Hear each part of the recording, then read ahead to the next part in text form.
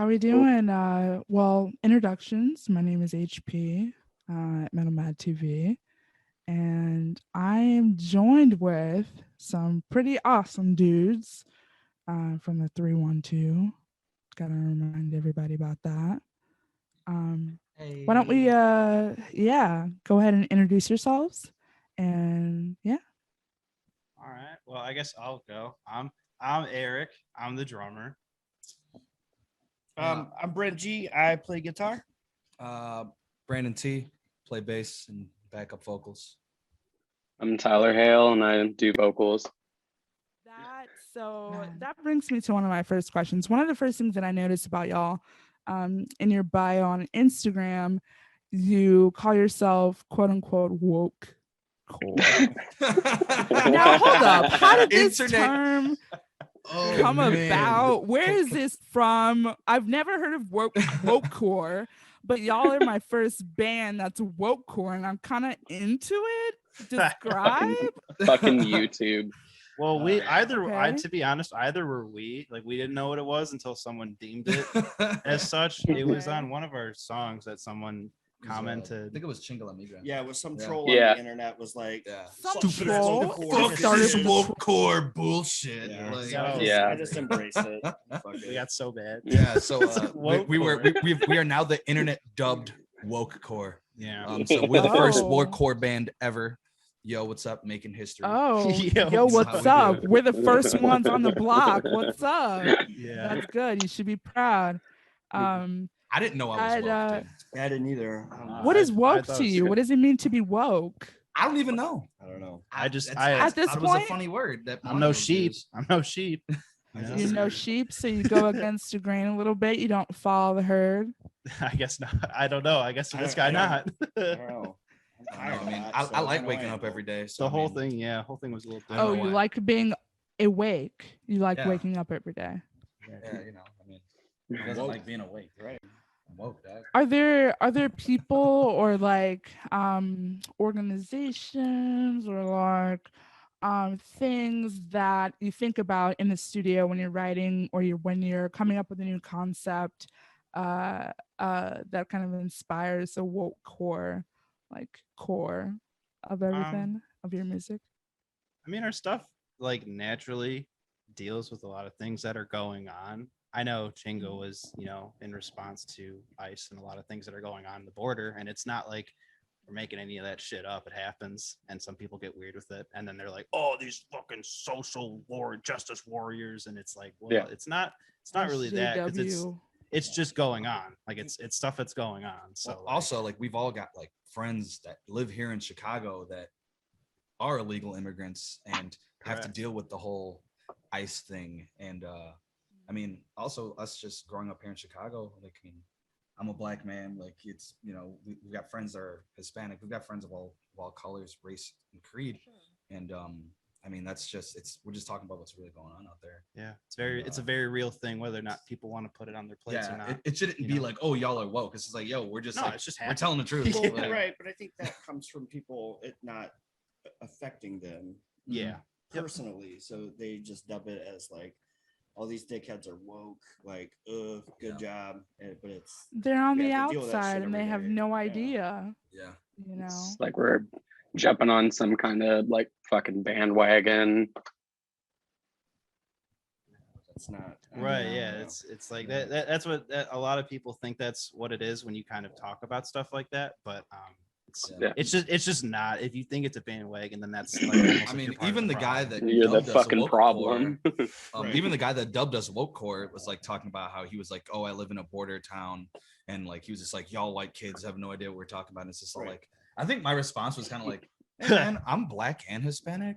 right. Well, So- Hold up, do you even Yeah. know the members of Like- the band? You fucking idiot. Obviously Yeah, you don't.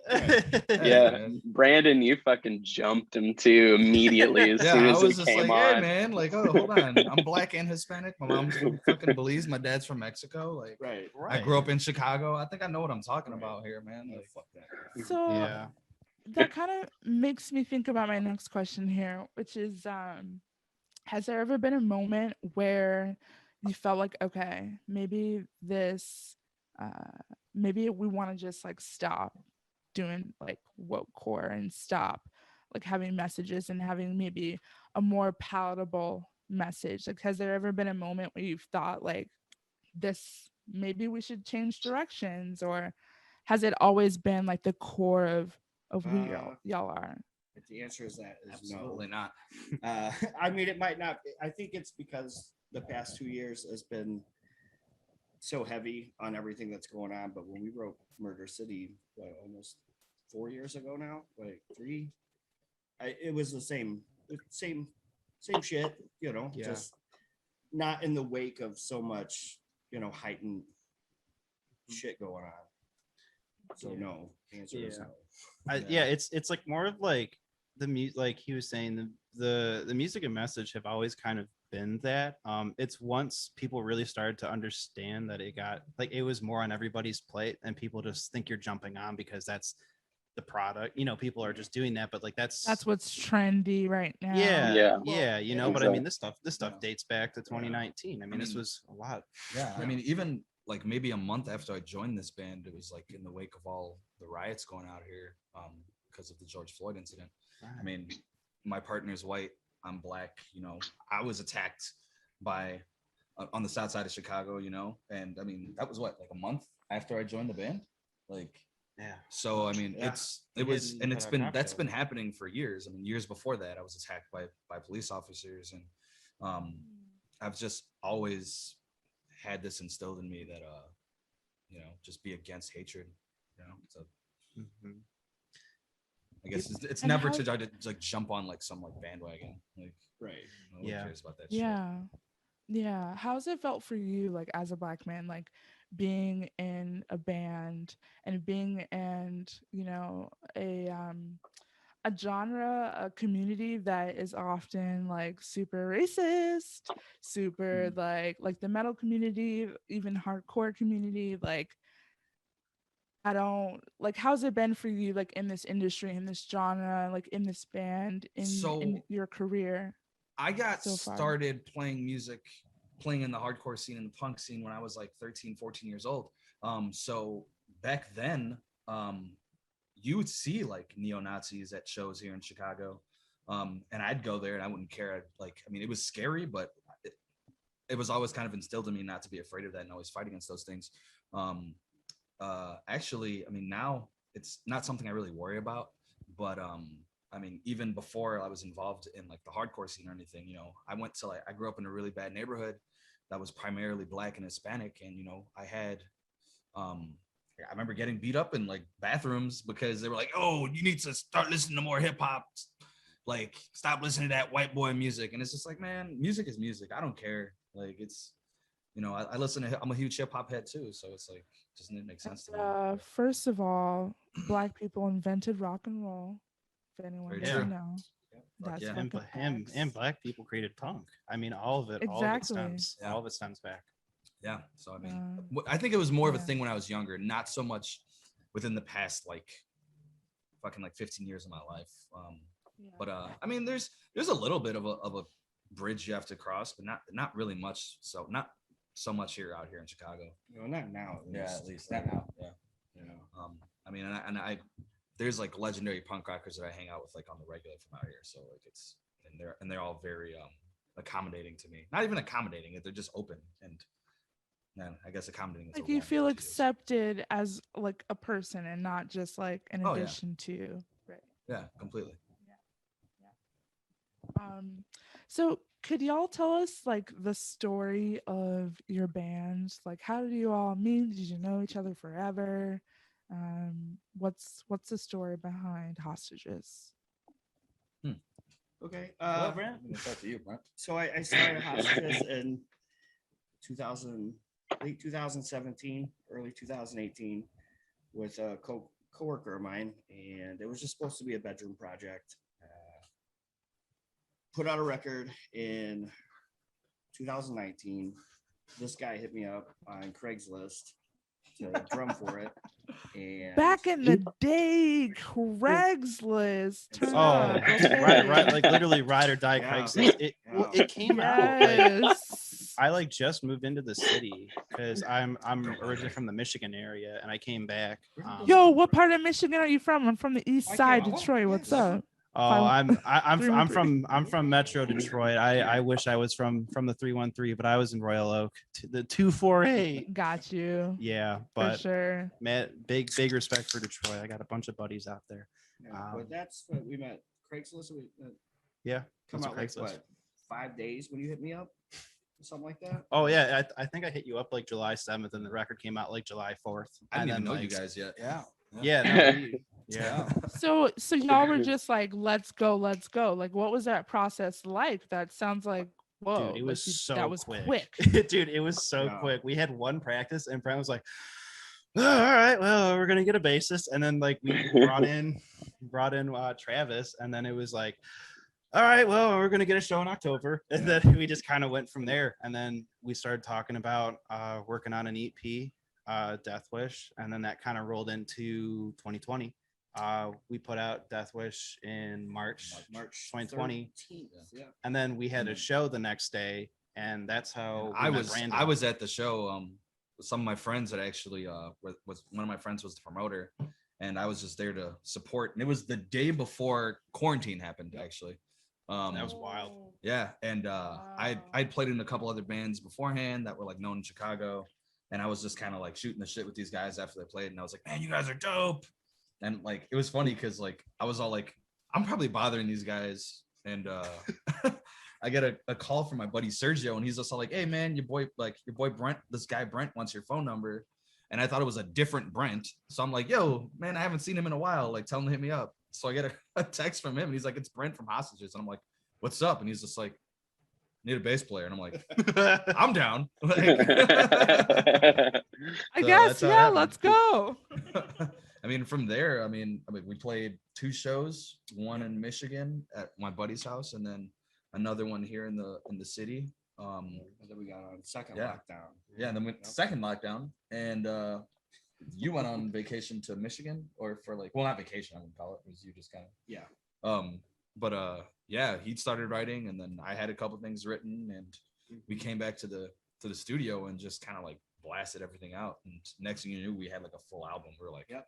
This is weird. Sleeping under the stars in Michigan. I was like, oh, we should write a record. Right. That was wild. Well, and then too, Tyler was in with Death Wish too. He was like, so we've known Tyler for a while. He was, Yeah, I did a feature on the I think it was Death Wish. Yeah, it was the Yeah, actual it was single Death Death Wish. Yeah. Wish, and that was like, damn.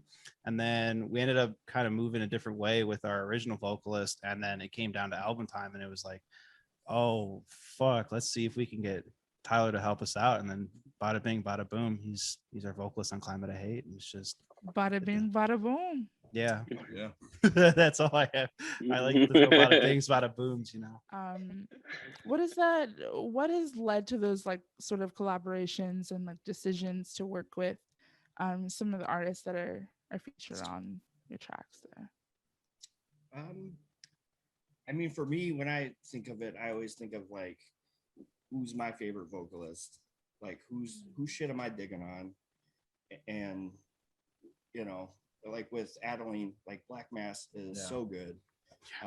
I've actually got a feature on one of the Black Mass songs. Yeah. And so. I don't think they Yeah, kind of get no. they don't get pumped up as much as I would like them to. Yep. You know, Same. so I'm like, put them on. Sure. If this blows up, they blow up. Like, I just want to expose people to like my favorite vocalists and local bands, and most of them are local Chicago bands. Yeah. So, besides then- Flatline. Yeah, Justin And Justin Jared- Ibarra and from Jared, Flatline is one of my really good friends from California. And when I played in Drowning and I also did some other stuff with Lionheart, I kind of ran into Justin, and yeah, he's just been a very good friend of mine, and I love his vocals. So I was like, hey, look, we got a spot for you. It Yeah. fucking killed too. Yeah, I mean, that he part's fucking flew down kills from it. California for a weekend just to record that. that was such Just a to fun record session. that. Yeah, it was such a fun Fucking- session. He Yeah, was he just stayed so at my into it. apartment. He was so into it. So what are some other either local bands or just like bands that inspire your sound or that influence the work that you put out? Well, I There's mean, so many. that's always an interesting question because like all of us have like very different styles. I mean, clearly we have like a cool age gap between like Tyler and I and Brent and Brandon because like I'm like 26. What's the age gap? Well, they're what's like everyone's breakdown? 72 and I'm like It's 21. We're, I was gonna so- say, wait, so you're 17 and Yeah. they're 25, right? Yeah, dude, it's like So, they fucking pick me up on the street. Brent is we're both 33 now, I'm right? sorry, yeah. And I mean, we kind of like grew up more in like the kind of traditional old school kind of punk hardcore, Agnostic Front, Madball, Terror, but we've both also really loved that old 2002 hardcore sound, like along the lines of like Misery Signals and Remembering Never, Bleeding Through, stuff like that. And one of the things that I really wanted to do, well, we all wanted to do, but like one thing that like when it came to me like writing little parts, I was just like, you know, I really want this thing to be like really well balanced, have some of that hardcore, have some of that super slammy beatdown, have some like that old 2003 2004 metalcore sound, which, you know, bring in pinched harmonics and Oh Yeah. that stuff's Flat fun. bills and mosh shorts. Whew. Yeah, man. Right, Yeah. right. Those were the golden days, man. Yeah, and I mean, I think that to Fuck yeah. me, especially with like working within the band, that's always been the thing is like put stuff that like you liked in that scene, no matter what the time, and we'll make it work. You know, like, Yeah. and that's kind of where like Climate of Hate, I think, really started to meet that apex of different sounds coming in and like kind of meshing in a cool way, like he was saying, because we've all got cool different influences that we kind of put into it, and it kind of has its own sound a little bit now, which is very reminiscent of like you're saying that old school stuff. It's just the only reason I wanted to start this band. So Yeah. Right, yeah, it's just play the music you want to hear. so I you can know? make mid 2000s hardcore again. Yeah, you know? it's fun. Yeah, you know what it was? We also didn't want to like follow the trends like all these new bands that were coming out. Like What there's are so many maybe bands. not the new bands, but what No, are the but, like, trends that you you notice? know, like God, I don't want to like name Is drop. it No, that? You know, the whole flat bit, the whole like Yeah, everyone's got the hat That? with the long hair coming out and yeah. like, No, I don't just have long I hair was or hats. it all sounded the same for me, and there's not that there's anything wrong with any of that. I just like it just wasn't, I couldn't vibe with it the way I would vibe with stuff that was older. And I It's just just want to not do kind of us. a mix. Yeah, it's I don't know, especially like out here in Chicago that like was really like dominant for a long time. Yeah. And I feel like the shutdown, like the whole thing with COVID, it's kind of like made everyone like kind of stop too and like reestablish like their music taste almost. So Yeah, it's Um, definitely Yeah. reignited a cool emotion within that, because I like you're saying, I think it's without name dropping, a lot of it just started to get kind of stale in a way. Yeah. Like there was just like a lot of like you kind of kept hearing the Sure. same thing, and it's So- like Refiltered. yeah, Yeah. it's almost like mumble rappers, you know, like oh man, like all those mumble rappers sound the same. Like, you know what I mean? Like That kind of makes you think, you know, we're in a difficult time related to COVID. So as artists, like how do you see the future of live music today? Is it I'm I'll just leave kind it of there. I'm sort I'm, yeah, you go. I'm actually kind of Yeah. confident about it, man. I mean, just seeing what What makes happened, you confident? well, just seeing what happened in New York with like that Madball show, like that looked crazy, man. And like I seen some stuff that was going on in LA too. Oh yeah, yeah. Well, that's black and blue as well. Yeah, black and blue. That's gonna be dope. So I think we just need something out here to pop off like out here Mhm. like that. And What I are think your- I'm very confident that it will happen soon. Yeah.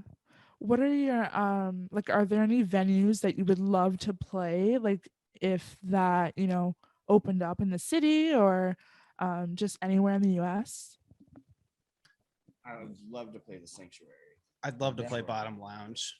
Yeah. Like there's like, I know for me is like I'm like kind of like a newbie in the city, but there's shows that I've been to that I'm like, oh, I'd love to play there. Like I'd love to do Bottom Lounge. I'd love to do Reggie's. I'd love to do Martyrs. You know, stuff like that. Yeah, I'd love to get back into the Metro even. Or Oh, I Yeah. would. Yeah, you know, like all those even ones the would be Vic. super cool. The Vic would be really cool. Out of state Sanctuary is my number one. Yeah, I'm. Shout out Cobra Lounge, you know. Oh yeah.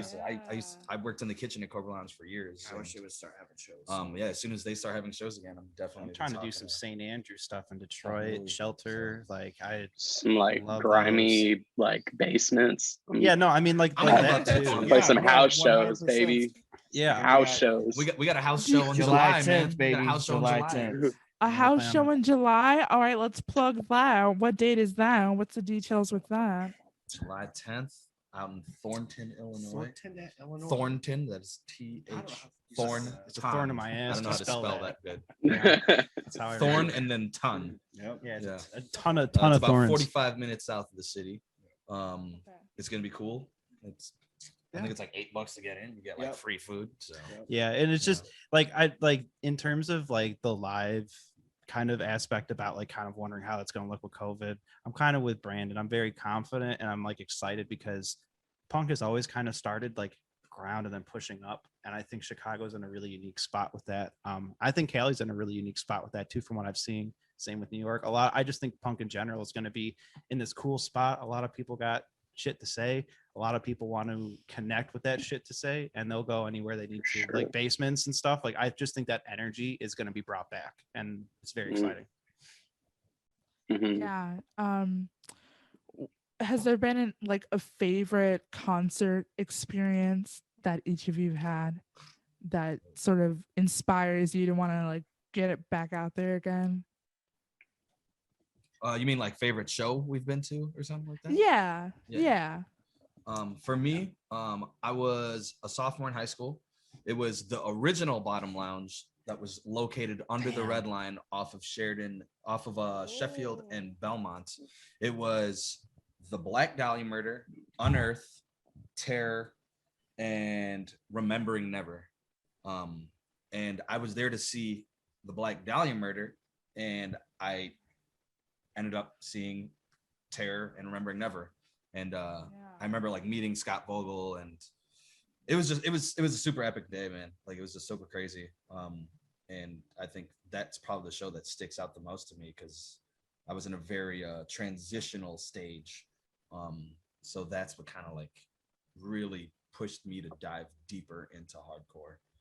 I think I was like 15, 16 years old at the time. Oh, perfect. So A youngin. Yeah. That was good times. I don't know if I have any.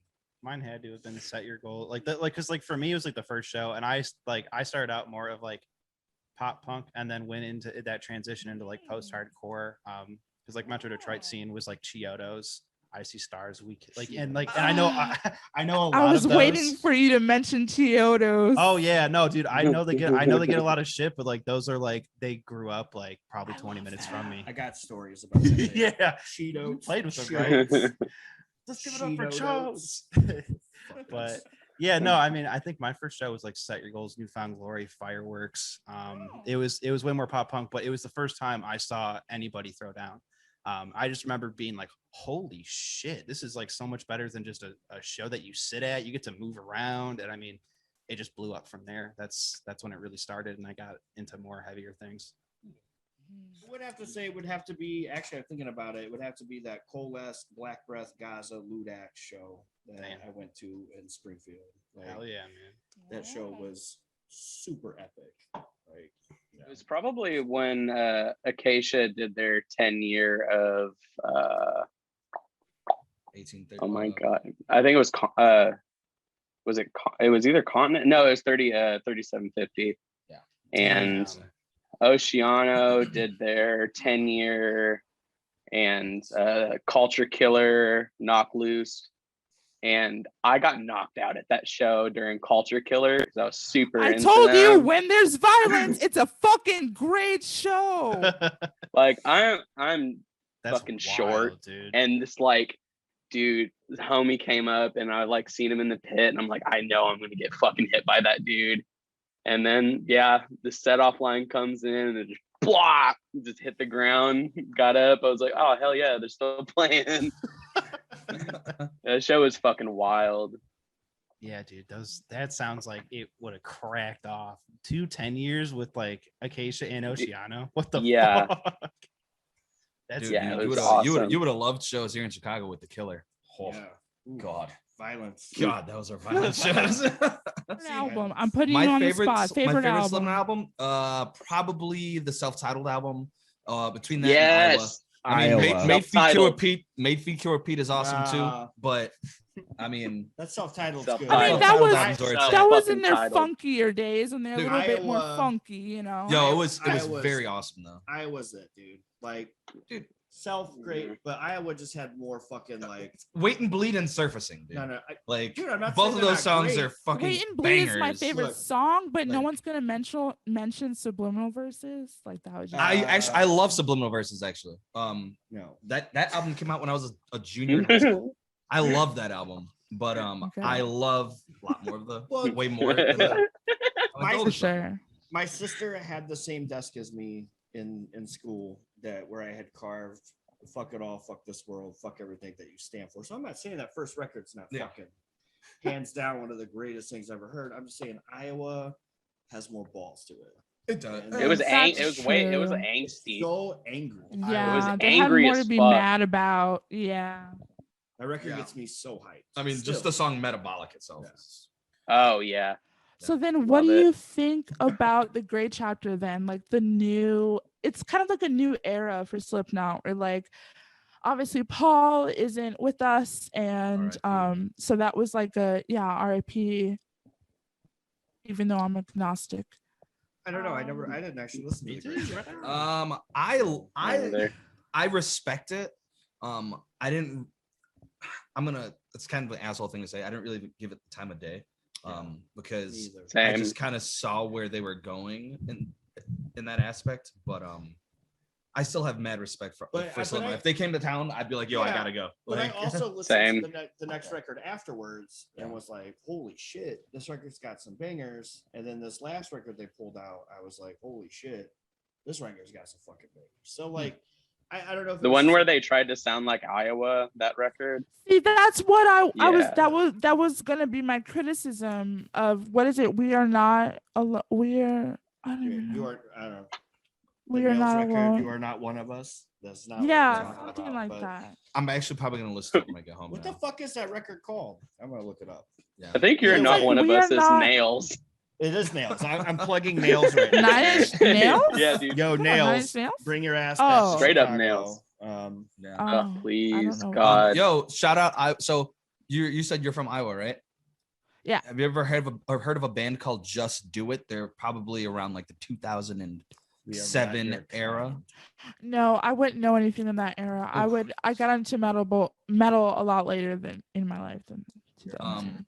If you ever get a chance, I don't know if they have like a Spotify or anything. You might have to go all the way back to MySpace to find them. Yeah, dude. MySpace Man, music. they still have Shout, MySpace. Shout I out- don't have a shout out- MySpace. Yo, I mean, make one just to find Just Do It. I'm telling you, My my old band was MySpace still amazing. works, by the way. I can't find mine. Just Do It. I can't find mine either. Got Yeah. fucking John- wiped from the map. I feel Yeah, like so did boomer with mine. face I'm John really Denver upset about hates it. airplanes. You can still find it.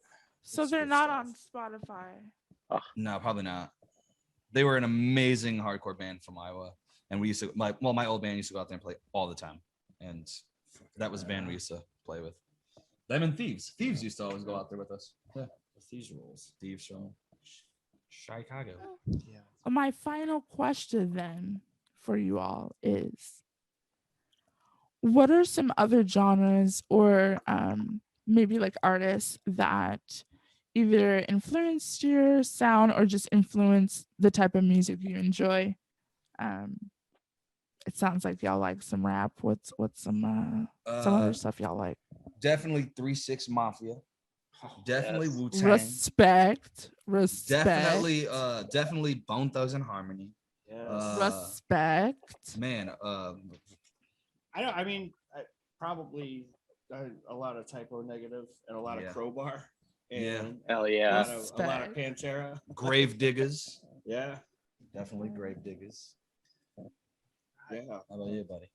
I just listen to I listen to weird kind of stuff sometimes. Like because we make hardcore, but I listen to like weird kind of electronic stuff sometimes, and that's sort of like that helps me with, because I do some of our production, and that kind of helps me with like our transitions and things like that, kind of give it a little bit of a different flair. But I mean, I also fuck with like some like alternative stuff. I fuck with metal. I kind of go all over the place. Sort of helps me keep things a little fresh, you know.